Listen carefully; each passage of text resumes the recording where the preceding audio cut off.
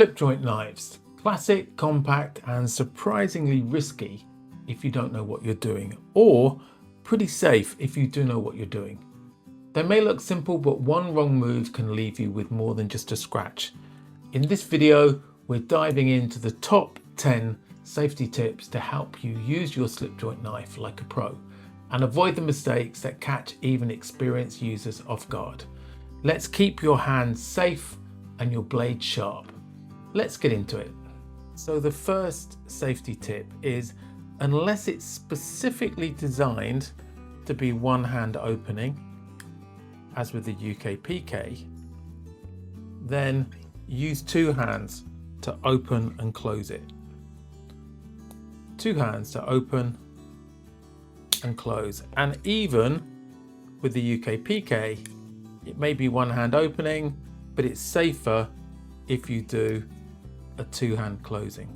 Safety tip number 2, and this is very much linked to the first one, and that's to be careful when closing the knife and keep your fingers clear of where it's closing.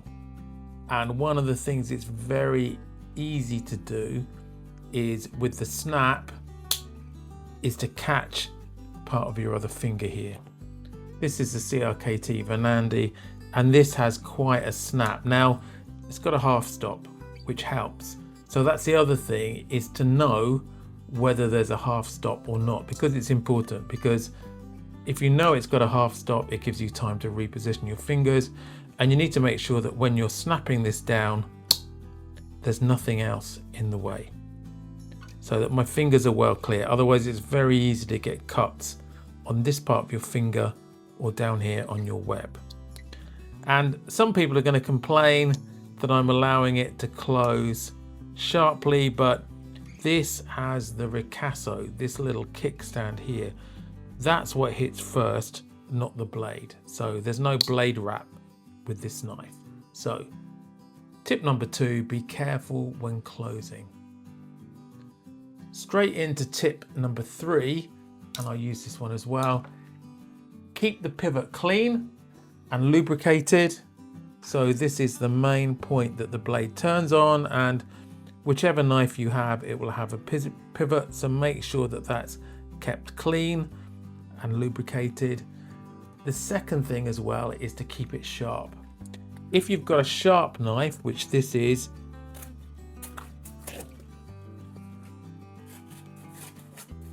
you can see it cuts through much easier.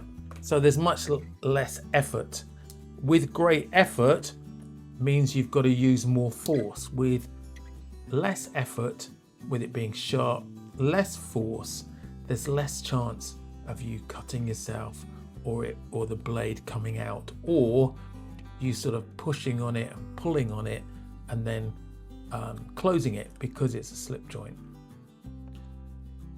Number 4, consider some protection. So you could choose some leather gloves. So these are some gloves I have, and if you look at them, you'll see there's a few cuts and nicks, particularly from where I've been doing carving. Now, I tend to hold the glove on my left hand because I'm right-handed. So if I'm doing any knife work, any carving or whittling or cutting, then I'm less likely to cut the hand I'm holding the knife in.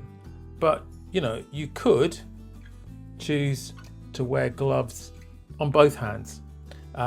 It can make some of these harder to open as well, but the gloves do prevent having those nicks.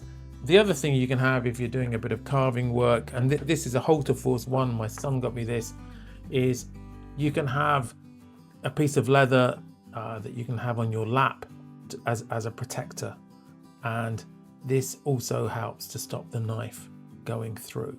So if you're doing some carving work, it's also great for fire starting as well, because you can put your tinder here, put a spark on it, use it to light a fire. Item number 5, that's when cutting, to always cut away from your body. Now this applies not just to slip joints, but to other knives as well. So anytime you're cutting, we always cut away.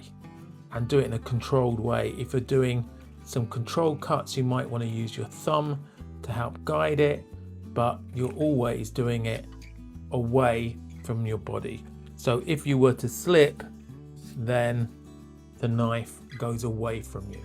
Safety tip number 6, and that is to not force the blade. So I'll use this piece of wood as well. So if the blade has got stuck in it, well, just come back out and then have another go. You know, there's always a different way to cut through, and not forcing the blade means that you're in much better control of the whole cut. The other thing is concentrate on the task. So if you're working away, and this isn't a knife blade this time, but this is an awl, but it could be the same. But if you're doing some work with the awl, and this is a slip joint awl, it's not locking, but make sure that you're focusing in on what you're doing. Okay, you're concentrating on the task. That way you're much less likely to make a big mistake with it and to end up using it against the slip joint such that it closes on your fingers. Another thing to consider is the tension of the spring. So the back spring has 2 benefits really. One is it keeps the knife closed, and that's important for when it's in your pocket, but we'll talk about that in the next tip. The other thing is that you need to have even if it's fairly easy open, you want to have a decent lockout so it's not too easy to close that. And having some sort of half stop also makes it safer. So the spring tension is important. If the spring tension goes, then don't use it until you can get it fixed. Tip number 9 is to carry your slip joint securely. If you're not sure about how well it's going to stay shut, then use a slip.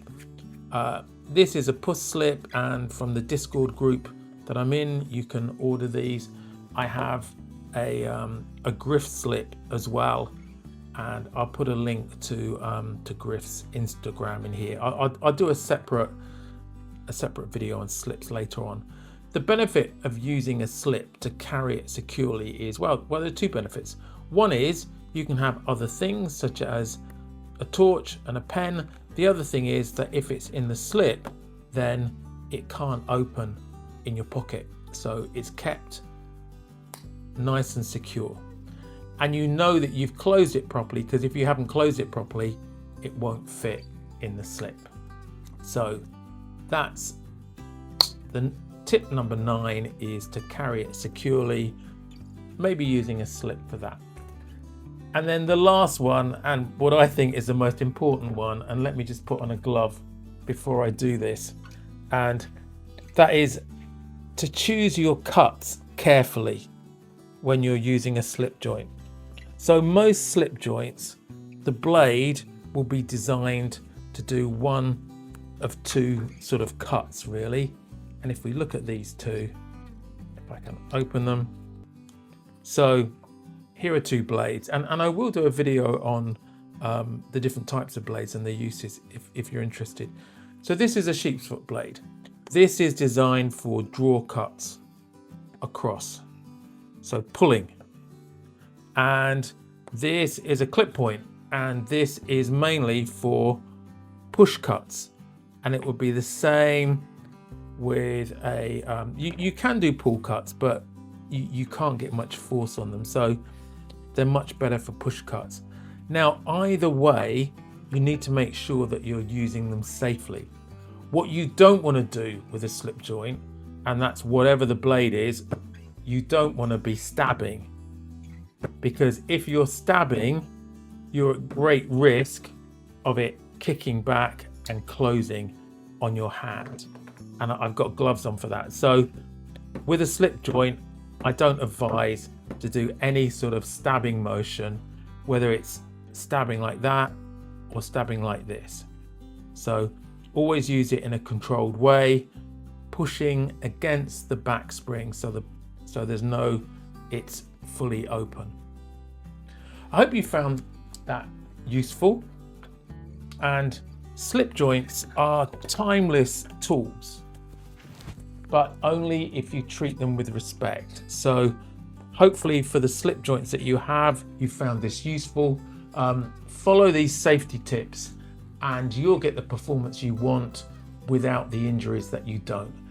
If this video has helped you out, give it a thumbs up and subscribe for more knife know-how and for other EDC stuff. And why not drop your own safety tips in the comments? I'd love to hear them. Why not check out this video or this playlist on slip joints. Thanks for watching, and I'll catch you in the next video. Stay safe.